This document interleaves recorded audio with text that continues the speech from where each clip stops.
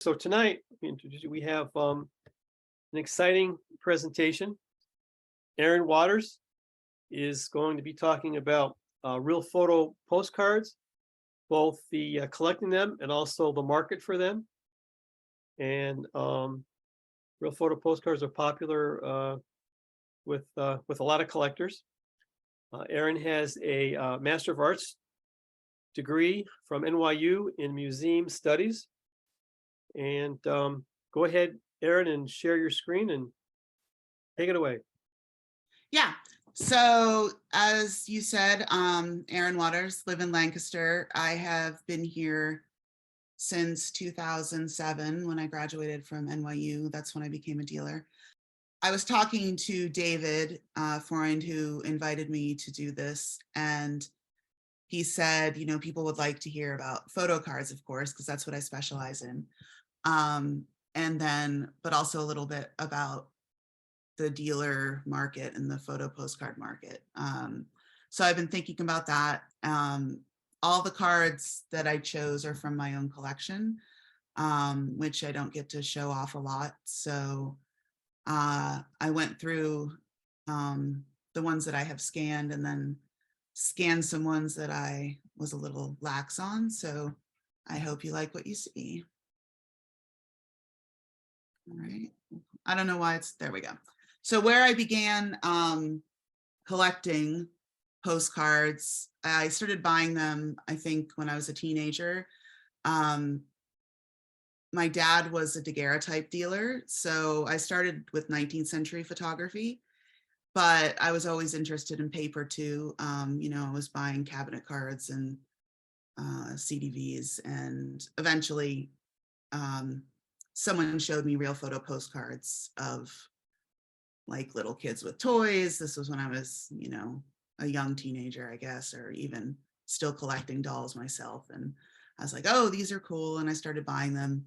The only ones like that I still have are these hand colored ones, like Art Deco ones that are either, you know, the romantic ones or the fashion ones. And I still buy some of these when I see ones that are really good. But I've always liked the hand colored ones. This is one that I bought last year. I like images in general that tell some kind of story, either whether it's about American life, like this one. You know, you have the farmer and maybe all of the children and his wife, who definitely is doing the hard labor there. And I like, you know, good tinting. I think I chose all good tinting to show you, but I buy bad tinting as well because sometimes it's really spectacular. And even, you know, sparse colors can be really wonderful. Like the one on the right of the little kids, like there's only green in that, but it really is a wonderful portrait. And then, you know, the one on the left only has green and pink, but it's really also just wonderful too. And this is one that I've had for, I don't know, at least 20 years. And I think it's probably somewhere in New England, but I'm not sure. And then this one, I do like ones that tell something about photography. So I put in a lot of camera related images into the top. This is a tinted one that I have. So I love portraits. I grew up looking at daguerreotypes, as I said, and my father was also a portrait photographer.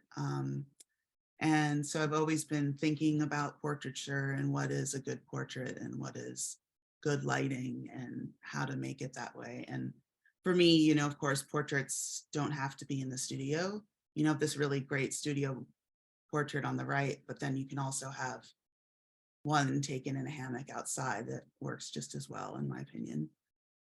Like this is one of my favorite ones that I've got in the last couple of years. On the back, it says that it's a group of Swedish immigrants out in Middle America. They're all identified. So here we have, again, these are two studio images. One is, you know, this contemplative, two women with the dog, and then an equally contemplative older man with his fur collar.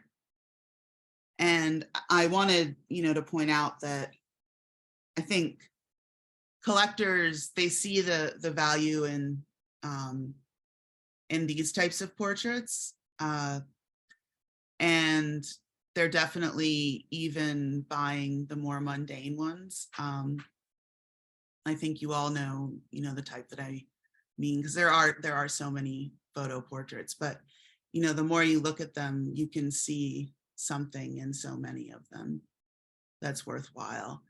I do occasionally buy later photo cards.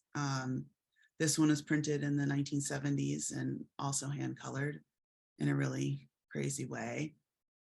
I like pictures of people reading as an avid reader myself. And then the one on the left, while a hair out of focus, I think that makes the picture.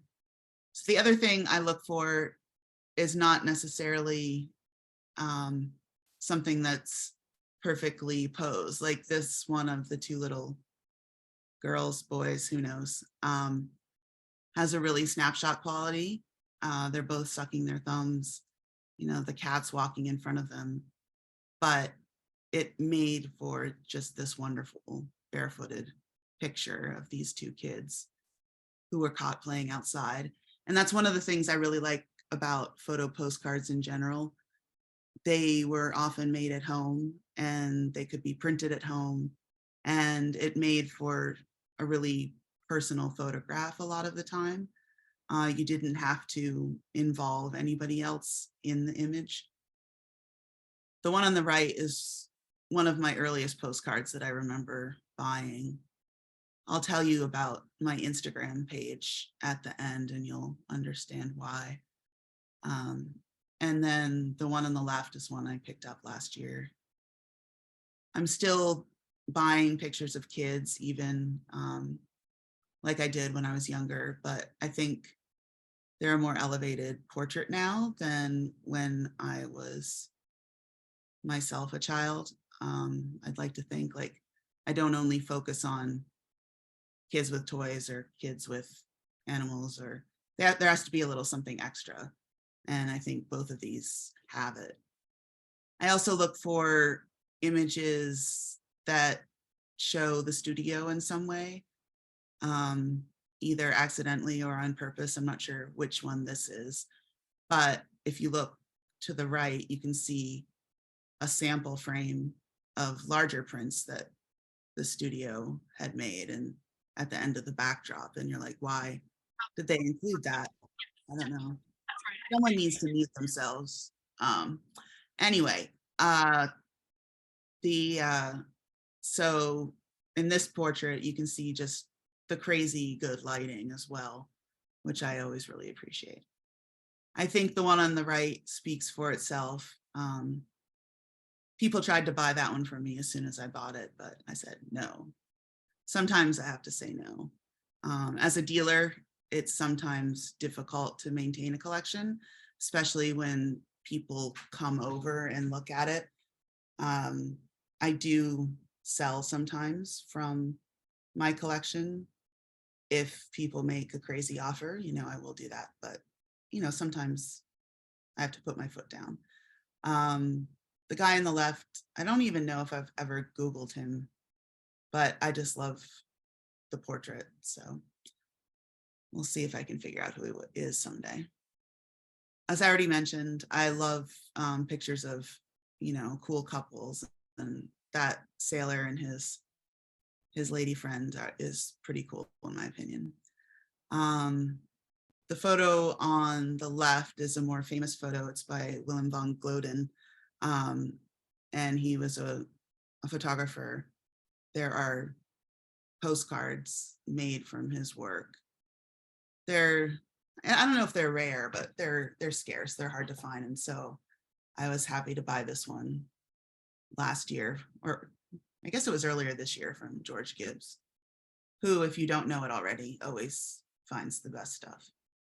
Another thing that I like about postcards specifically, and I kind of mentioned this already, but they really help to democratize photography, like snapshots. They just made photography go everywhere. But also, if you look at this picture, the hyper close up, perhaps an enlargement, with a bit of humor, that was definitely sent through the mail. It was sent to freak someone out when they got their mail. And some of you have probably seen similar printed postcards. I think I have bought a couple over the years, and maybe it was meant to mimic those, or maybe this person thought of this pose themselves. It's hard to know. This one's a foreign postcard, but I kind of fell in love with it because it's so strange. What's going on? I don't know. This one I call a land deal. Like, what are they doing? They're in the middle of the prairie somewhere. The lady's got her cowboy type hat on and they're shaking on some kind of proposition. This one, I don't know why she brought her mirror with its photos stuck on it outside. It's obviously a self-portrait. The camera's just out of sight at her waist. But why? I don't know. It's just one of those strange ones.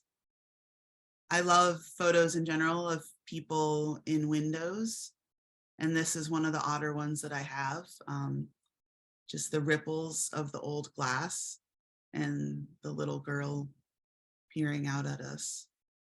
And so when I look for photos, either to sell or for myself, sometimes I look really quickly, but I've found that I'm able to, see things really quickly because my eye is so trained after all these years.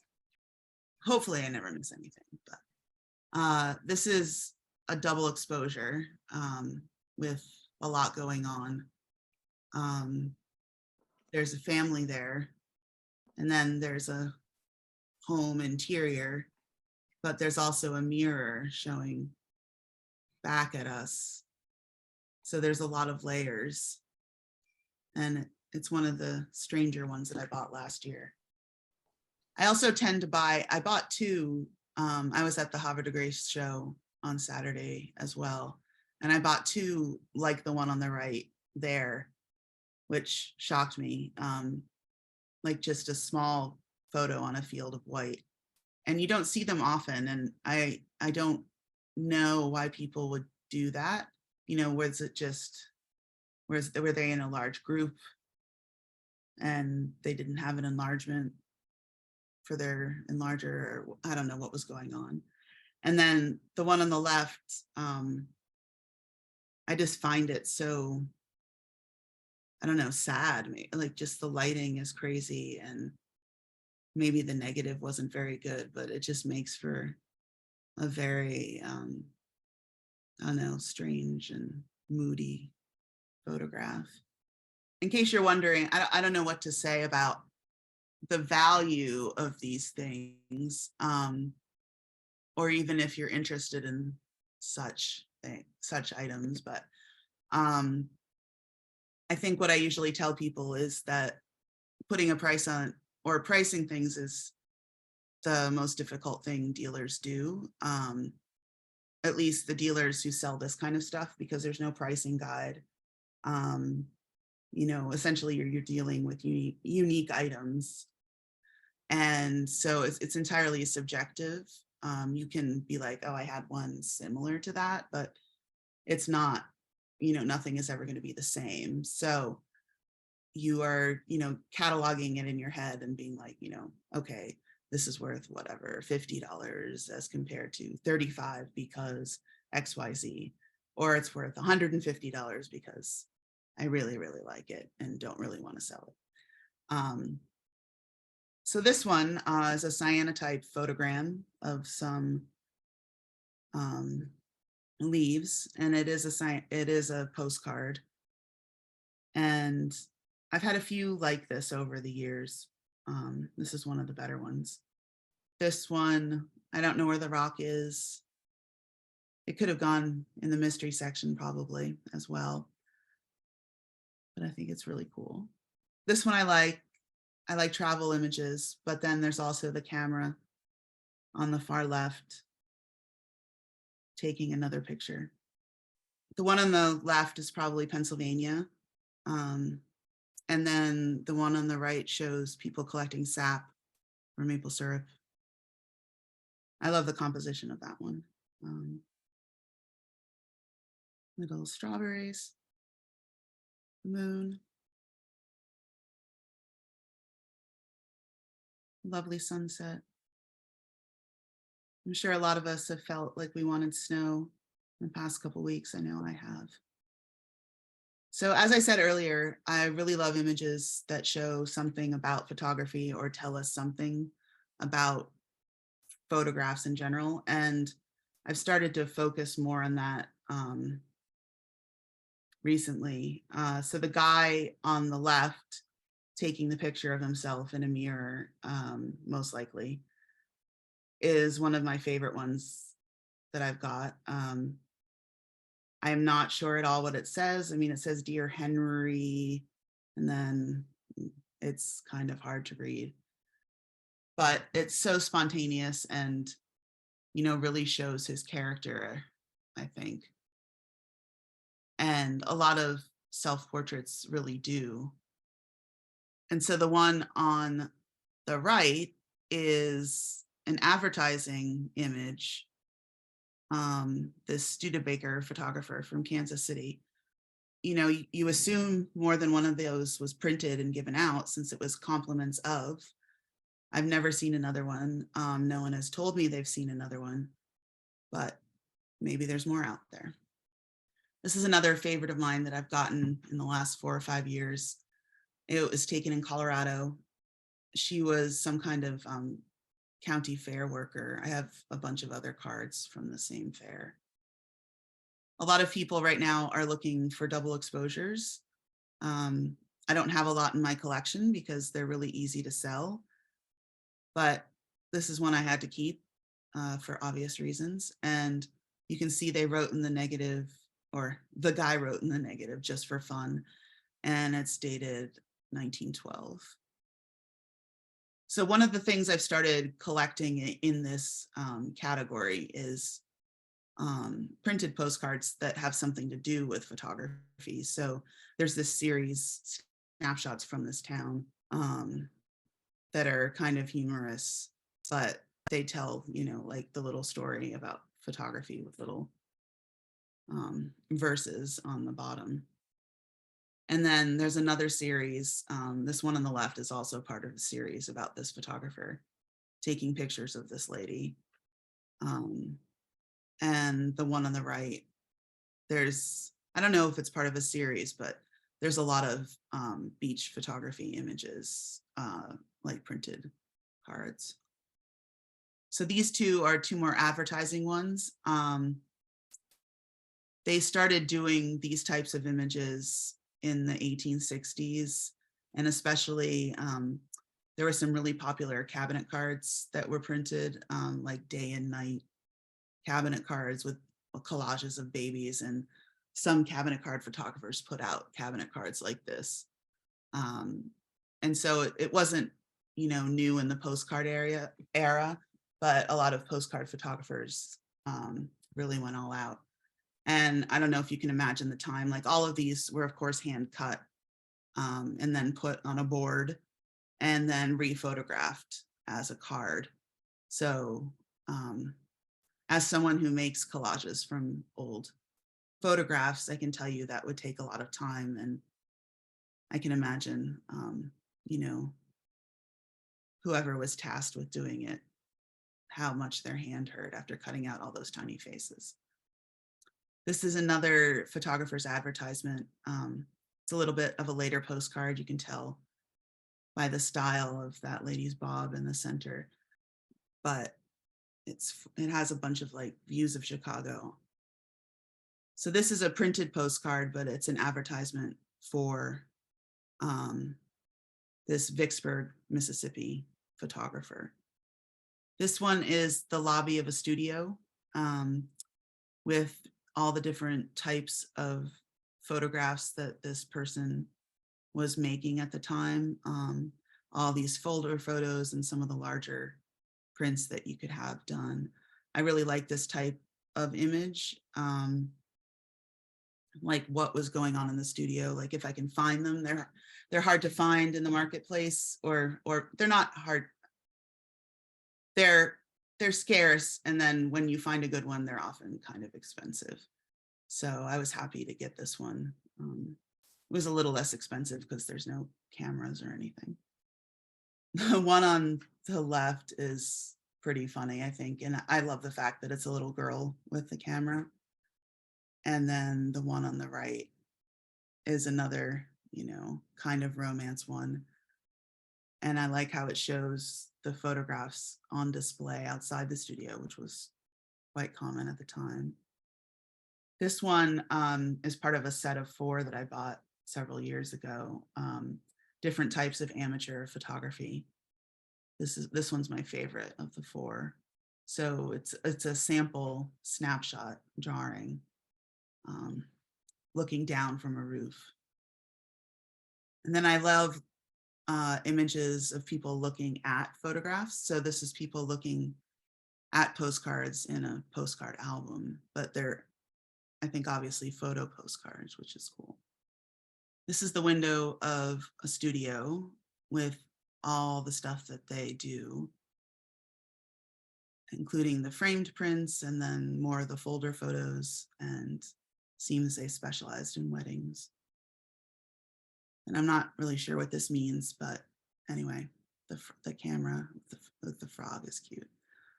So I started doing the same thing with postcards that I do with photography. This is an actual photo card. So they made a photo of whatever this is.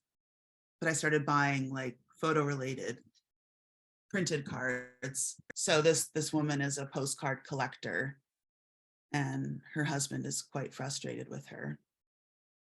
And then I've been buying these cards of stores with postcards in them, and they're actually quite common. And as I recall, there's something interesting about the sheet music, but I forget. Oh, I bought this one because there's a song there that says "I'm hearing from Erin." It had my name in it. So this one is a later card. I forget the woman's name. I should have made note of it for you. But it's the woman's postcard collection, which looks very impressive.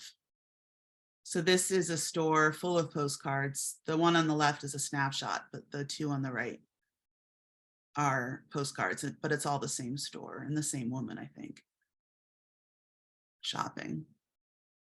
This was something really cool that I picked up a couple of years ago. They're sample colors that you would pick out to print postcards. So you'd be like, I want my card printed in number 28 and 38, but then add a little 35. And I thought that was super cool. But then graphically, it's also just a beautiful composition of colors.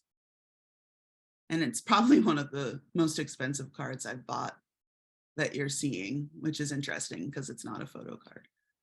And I included this type of card in this section because these photos are not, postcard photos. They're studio photos glued on a printed card. So this one's dated 1903. So that's pretty early for, a photo postcard. And the same with this one. This is a penny photo from probably about the same period, honestly, glued in to a postcard before there were actual photo postcards themselves. So the one on the left is French, and it's a little kid selling postcards, outside. And then the one on the right is a guy admiring his new postcard from whoever it was. This one I was really glad to buy. I got it from Mary Martin last year. I grew up in Exeter, New Hampshire, and I'd seen this guy's cards before, but I hadn't put it together that he was actually from Exeter. And then I saw Mary had this for sale, and I was like, oh, I need that from my hometown. So this little section I put together because with photography, and I've seen this in some of my other photo collections as well, you don't often see what you're collecting until you lay a bunch of things out all at once. And I realized that a lot of the postcards that I had decided to include in the top were focused on something light. So here we have a fire, and this is the remnants of a fire. This is one of my favorite postcards that I own. I've used it like on business cards and all sorts of things. The one on the left is by a guy named Jose Alemany. I guess he considers himself a postcard artist. And I've seen several of his postcards over the years. He always marked it on the back. I guess he had a stamp, and he was pretty good. And I always loved the ones on the right, that type of, when they toned the card with a different color. You mostly see orange or red tone, but you can get blue or yellow or green sometimes. This is one of the few little kids playing that I still have, but the window light makes the photo. This one is totally strange to me. I don't know what they did in the printing of it, but the plume of fire smoke is just very odd. I'll get into it in a little bit, but one of the things I collect is photos of photos, especially in people's homes. So the one on the right is that, but the window light includes it in here. And then the printed card shows a couple getting a little frisky while printing photos. And this is another one I absolutely love. This gang of boys washing dishes just by the light of the windows in East Palestine, Ohio. I don't know what they're doing or why, other than the dishes, but. And then we have this couple, or I don't know if they're a couple, but this man and woman messing with the pipe somewhere. One of the things I did before I decided to be a photography dealer was I was a Russian specialist. And so I lived in Russia for 2 years. And I had the opportunity to buy an entire stack of World War I Russian postcards. And I didn't have the money to buy them all. In retrospect, I just should have gotten the money because they were really good. But I bought 4. This was one of the 4. And it's really fantastic. But oh well. Sometimes I still think about it. It's been like 25 years. All right. As I mentioned, I love interiors that show how people used photography in their homes. I've given a number of lectures on this topic, and I have a lot of postcards, a lot of snapshots, a lot of other types of photos. I love ones that show on the left, like photo walls. That's an entire wall of postcards. Some of them are RPPC and some of them are printed. There's like 100 of them there. The one on the right, there's only a couple photos on view, but everything else is so cool. I include it in that collection. So this is a guy's dorm room in college, and he's got photos everywhere and a lot of ties. On the left, we have a toned photo, and it's a dentist, but I guess those are all of his happy customers. I don't know. I often find it interesting when there's all these personal photos in a place of business. And then we have on the right, I assume Gettysburg College student hard at work. Here we have another couple kids in their dorm. There's a lot of postcards in this one too. Also, a lot of pocket knives and other things. They really put up a good display for their picture. This one looks like it's Ohio State. And again, I picked one with a ton of postcards. Just, you can really see that people were sending a lot of postcards to each other. The one on the left I bought, honestly, because the guy was playing the clarinet. I play the clarinet, but there are a lot of postcards on the wall. And the one on the right, I love because the woman made kind of this shrine in the corner and included all of these images. And I just find it really cool. This is a more standard, probably just a home drawing room, maybe not a dorm room. It's hard to tell. So miscellaneous is one of my favorite categories. Also unusual or hodgepodge, or I don't know what other people call it, because you can often find the best things in there. This is a gift my brother gave me for Christmas, I don't know, at least 10 years ago. Like the one of the photographer's self-portrait in the mirror, there is at least one other print of this. I've seen it, mine's a better print, so I'm happy. This is probably one I'll never sell because I think it's just gorgeous and so unusual with the cropping. I like pictures of people making art or doing things. The guy on the left looks to be a map maker, and the guy on the right is an artist. And here we have, you can read on the window, somebody's art school, and you have, the female artists and the Asian artists and the two guys as well, which I think is a cool cross section. This one, and speaking about, the types of images that are easy to sell these days, these multiples using the mirror trick are pretty easy to sell. But this one I keep because it's the only Russian one that I've seen. Although I didn't buy it there, I bought it here in the US.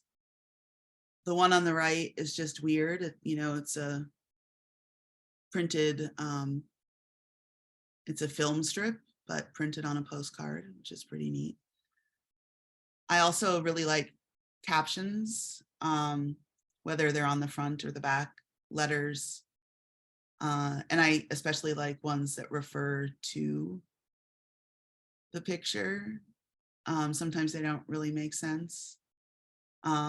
This one talks about ice cream and the picture, and it looks like it might be the baseball field because it's a diamond. It just goes on.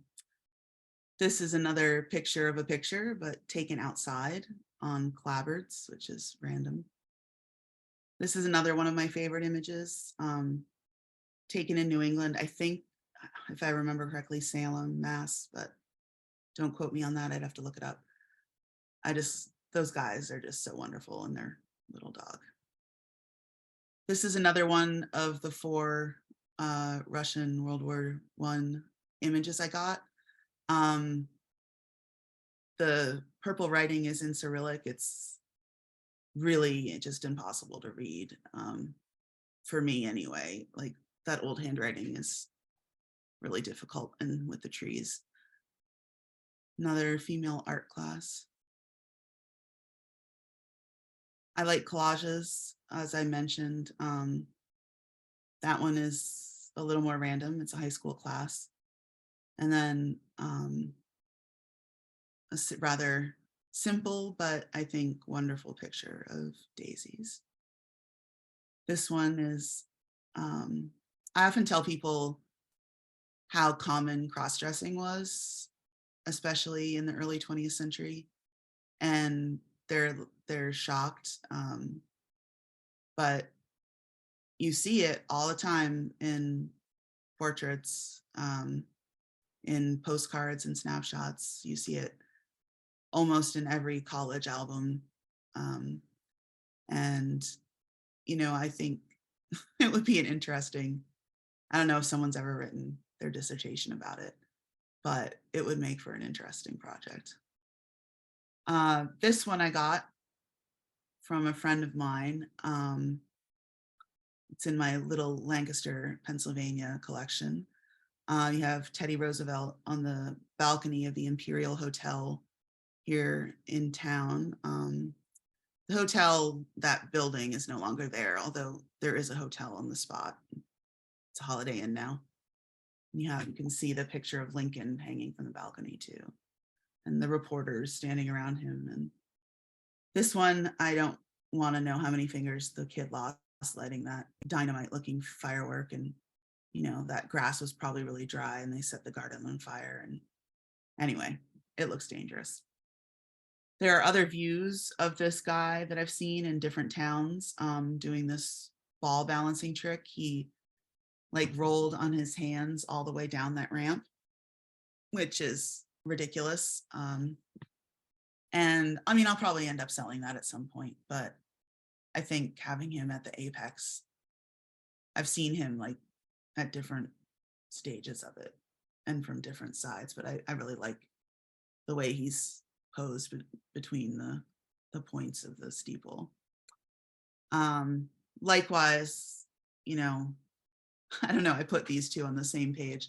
They're two I would probably sell, but I like, the collage drawing aspect of the one on the right. And that type of thing I'm always drawn to. These two don't really play off of each other in any way, but I like photos of hands, and I like the floating heads and the way they're talking to each other. And then the cyanotype is one of those funny captions. It says, "This photo was awarded the prize in the beauty show. It is with great pleasure we present it for the first time to the American public. Kind regards, to friends and knockers, Bill and Bood." Now, this photo was published in a friend of mine's book.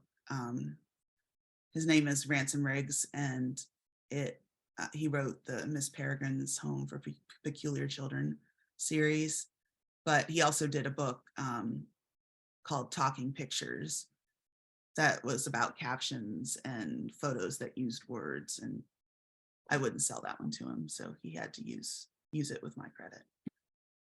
This one, I love how no one's looking at the camera. Those are often, I think, the best photos sometimes.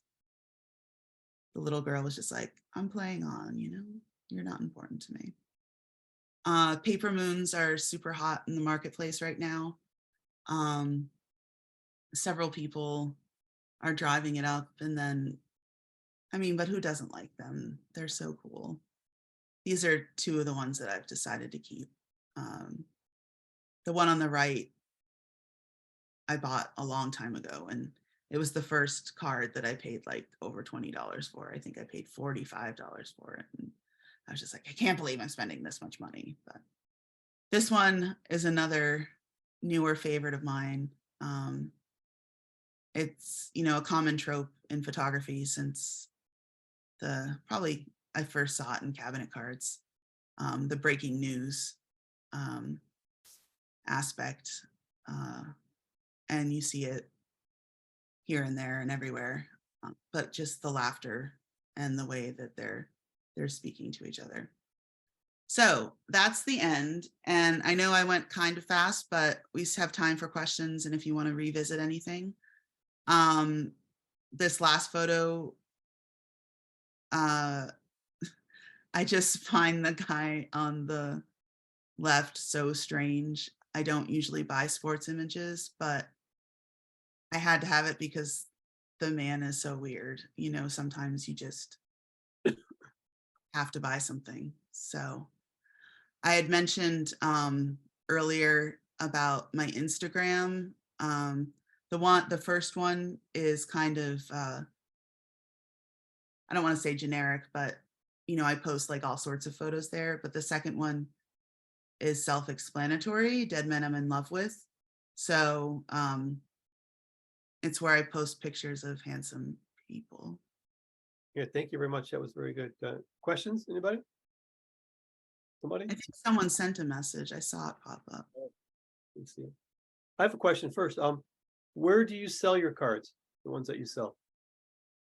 Oh, I sell, I mean, I had put my website up there, so that's one place. And then, I mean, I was selling at Havre de Grace on Saturday, and I sell, I do all sorts of shows and privately. How has the price of real photo cards, has it changed much over the years? Recent years? Oh, for sure. I mean, just looking at the back of, some people don't erase old prices on the back of cards. So you can see like the prices that were paid for them, whether it was what they paid for them or who knows when the price was paid. But yeah, it's changed a lot. And I mean, I didn't talk at all about, you know, town scenes or like those can go for who knows how much money, depending on, you know, what town in Iowa it is that someone wants a picture of, or Western scenes, or, you know, if you have, you know, a cool Native American portrait, or, you know, like all of this stuff. So That's really a magnificent collection you have. no, thanks. And, a couple of photographs reminded me of, have you ever seen the book, Mike This Farmer? Photographs from, it's a town in Arkansas. Mhm.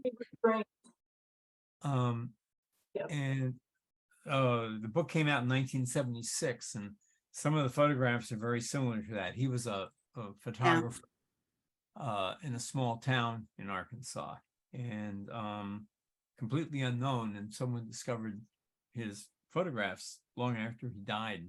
Some of your photographs reminded me of him. Oh, and the other thing I wrote down, that photograph you had where you could see part of the background, there was the seamless, and then there was the studio. And Irving Penn used to do that. He would just, you know, he'd have the seamless, which was usually, it looked like a piece of neutral gray carpet. And then you might see a bit of wall off to the side. And a very elegant person like the Duchess of Windsor or something standing on with this seamless carpet. Well, But a lot of people like myself and my dad, and you know, a lot of people who study this early period of photography, you know, in the 19th century, you know, everything was done then that people are doing now. There's new technologies, but people were thinking in the same way, you know, like, because people made paintings like that. Like, you know, you have Rembrandt lighting in a painting, and people were using Rembrandt lighting as soon as they made daguerreotypes. You know what I mean? They were finding ways to make that effect in a picture.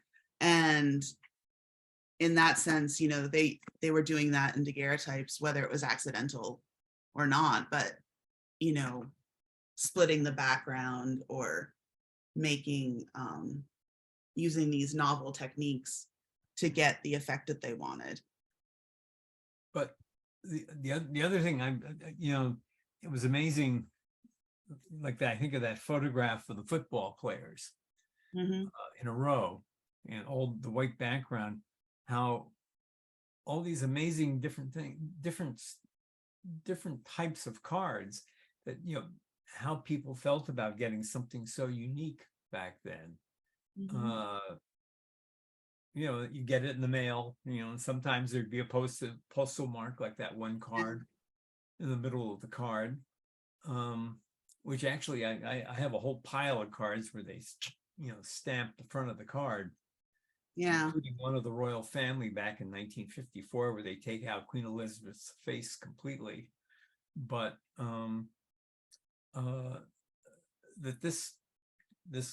these unique cards seem to be everywhere, and there were people experimenting. Yeah, I mean, you have to dig for them sometimes, but you know, they're findable for sure. Do you have any special photographers that you collect that you like? Real photo post, the photographers that do? No, I don't know any specifically. I mean, I know there are, because most of them are essentially anonymous. So, I mean, I know there are enough of like certain photographers, but no, I don't collect any. If you get a chance, that book I mentioned was This Farmer. Oh no, Photograph- I know Does Farmer's Work. Oh, okay. Because I just saw yesterday that the person who did the introduction to the book, Julia Scully, just died. Hmm. And so I'd forgotten about the book. It was interesting that I see these images today, and I just remembered the book. Hadn't looked at it until this morning in a number of years. So, but I think I'll be dreaming about a lot of your photographs tonight. Are you familiar with Bob Bogdan's book? Mhm. Postcards? He used to belong to our club years ago. I Yeah, think that's in New Hampshire, doesn't he? You said you lived in New Hampshire. Vermont. Yeah, I have a question. sure.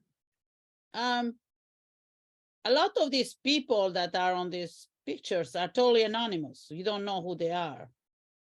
Even when they have a family portrait or 3 girls, they look like on a photography. There is no, most of the time I found some that they don't say who they are.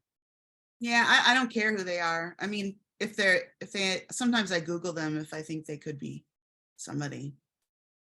I mean, a lot of the ones I showed you, I haven't looked at the backs of in a long time.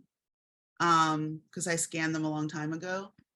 So if I remembered anything about them, I said it, but I don't. So Yeah. you will collect even postcards that have people that even in the back, there's nothing written.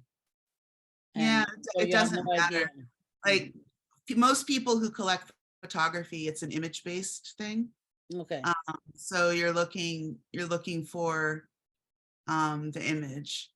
The people that collect photo postcards, it's probably it differs, because some people that collect photo postcards, they're collecting a specific place.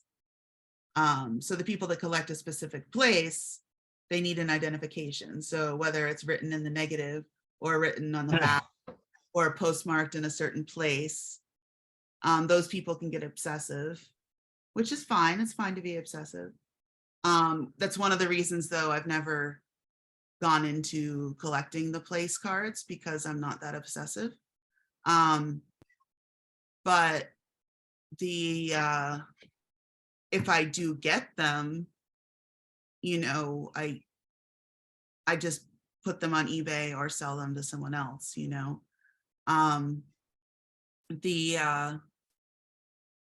and then sometimes, if you have a picture of a person and you can prove that it was taken in Arizona in, an early date, or, somewhere out west or something, or if it is, a traveling salesman in such and such a place, like that kind of thing. If it's like a social history or something that can make the value go up, that's worth researching, like even if there isn't like a full identification. But if it's just a portrait or, something, an image, then you don't have to worry as much about, if you can let it speak for itself. Erin, hi, Ashley here. Thank you for your presentation. It's fascinating. I'm looking in my stash to see if I can put my hands on them, but I can't. But I have a little group of postcards that have the little cutout individual photos that people would glue on, like you said, like you showed some of. And I just wondered if those are a focus of anybody, if anybody collects those. And No, for sure. Okay. And then how was that accomplished? Like, the postcard shops have, some of them look like they had, like there was already a hole there in the double postcard in that. And so where did they get their photos made and have them done like that? Was it maybe in the same operation, or they went down the street to the photographer and then had them printed? I'm actually not sure. There's a guy, I don't know if Chris Steiner has given a lecture to you, but he probably should. But he is writing a book about cards that include that type of card, Oh, cool. among many other types of cards. But they're like the photos that are usually, like that big. Right. Those are, I call them proto photo booth photos. Like, they're not exactly photo booth, they're penny photos. They were made like with like a negative strip, and you could do like 5 different poses or 6 different poses. Sometimes they were ping pong photos. I don't know why. Maybe because you went like this, ping pong, I don't know. But and then you could cut them up at Right. home. And those are usually the types of photos that were put on postcards because they were small enough. Right. Card. And you didn't pay for them. Didn't pay a lot for it to have them done like you would have. Yeah. And some of the ones, like the ones you mentioned, like the one of the shell that I showed, like that one, has the cutout, and then it came with like a piece of paper to glue on the back. So the photograph would remain there. And then other ones you would glue on the front. And I think some of the front gluing ones sometimes weren't even technically made for photos. They just, That's right. they just put them on. But then you also have, the ones with the glitter sayings on them, like thinking of you, or True. whole series of them. I have a client that collects like all the different sayings, and there's a lot of them. Like, he has a whole list of the ones that he has, and there's at least like 50 or 60. And it's really hard to find a new one now, now that he has so many of them. 50, 60, probably so. Well, Yeah. thank you. Yeah. Hope I can find it. I guess what you could do is you could glue the pictures, people's faces on the front of the post, the stock, the card, and then have it rephotographed if you wanted to go to the trouble. And the photograph of what you made, the collage, would probably take away that cutout sort of look. Make it look. Yeah, I mean, but most people just mailed the cutout because it would be colorful that way. Like, if you took a picture, the color, it would be black and white. Mm-hmm. I didn't show any of the ones with the sparkles, but yeah, Kevin mentioned that the street scenes, yeah, they can be really valuable. It's just not something that I am myself interested in. So I don't actively seek them out. And that one French card you had of the man in the front seat of the car and the woman in the back, that, it's what you can do with your imagination. Yeah. And, was he shot? Because she's looking almost like she's terrified or upset. And you're wondering what's happened. Yeah. It's almost like a Ouija photograph. I don't think he was shot. Ouija was a photographer who lived in New York City, a press photographer. For all of you who don't know who it is, and he photographed crime scenes and stuff. And this has a little bit of that look to it. Found them. Like, here's one. Oh yeah, that kind. Yeah. Has the inset space already pre-cut, and then this one did too, but he just stuck a photo in there. And then I have a nomination for your friend who has collecting sayings. This one says, "Look who's here." Probably not new. But anyway, these are neat, and I've just kind of kept them in a group over the years. So thanks for letting me talk about them. Here's one more I'll show where they literally just stuck their photo in the top left-hand side of a regular greeting card. Yeah. See, that one looks like it was just a greeting card, and then she was like, "Oh, I got my picture taken too." Slap it on. I'm just gonna stick my photo in there. Yep. Yep. It's from Woodstock, Vermont. Yeah, very cool. Thank you. Well, thank you very much, Erin. Thank you.